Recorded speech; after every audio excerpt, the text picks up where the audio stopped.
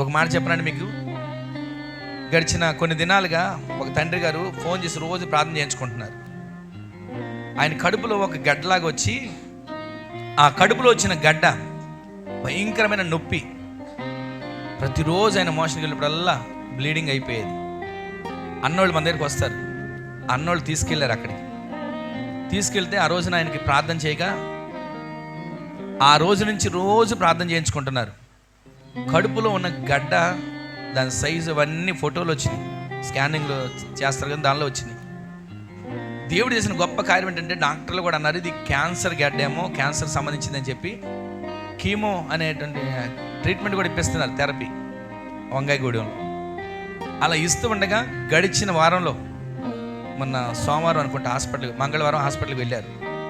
వెళ్ళి స్కానింగ్ చేయించి వస్తే ఆ స్కానింగ్లో దేవుడు చేసిన గొప్ప కార్యం ఏంటంటే చూపించారు.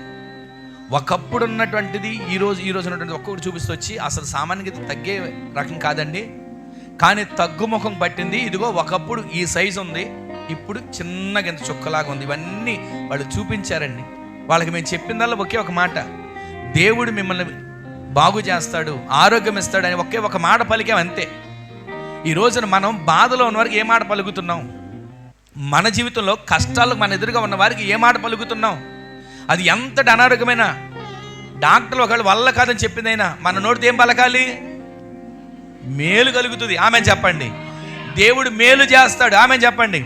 ఈ మాటను మీరు మనసులో పెట్టుకోండి. ఎక్కడ ఎవరికి ఒకవేళ మీరు ఇలాంటి పరిస్థితి ఎదురైనా అయిపోతాడేమో.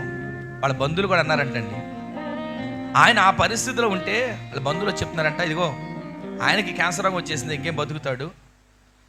ఇక మీరేం చేస్తారంటే ఆస్తి అవంతా మీరు ముందుగానే రాయించేసుకోండి. అవన్నీ కూడా ఎవరెవరికి ఆయన ఒకవేళ వేరే వాళ్ళకి ఇచ్చేస్తాడో అవన్నీ రాయించేసుకోండి అని ఆ మాటలు మాట్లాడుతున్నారు. ఎంత బాధండి. కానీ దేవుడు చేసిన గొప్ప కార్యం ఈ రోజున ఆయన నామ మహిమార్థమై కార్యం జరిగించాడు. ఈ రోజున మనం చెప్పాల్సిన మాట తెలుసా? ఒకే ఒక మాట, విశ్వాసపు మాట. దేవుడి కార్యాన్ని చేస్తాడని ఒక్క మాట మీరు పలికి చూడండి. ఆ మాటను దేవుడు స్థిరపరచబోతున్నాడు. మేలు కలుగునని ఎవరితో చెప్పాలి? మనం నీతిమంతులతో మనం చెప్పాలి. ఆ చెప్పేటప్పుడు అట ఒకరితో ఒకరు అనుభవిస్తారు. గట్టిగా ఆమె చెప్పండి.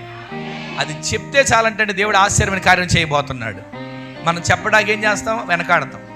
చెప్పడానికి భయపడతాం.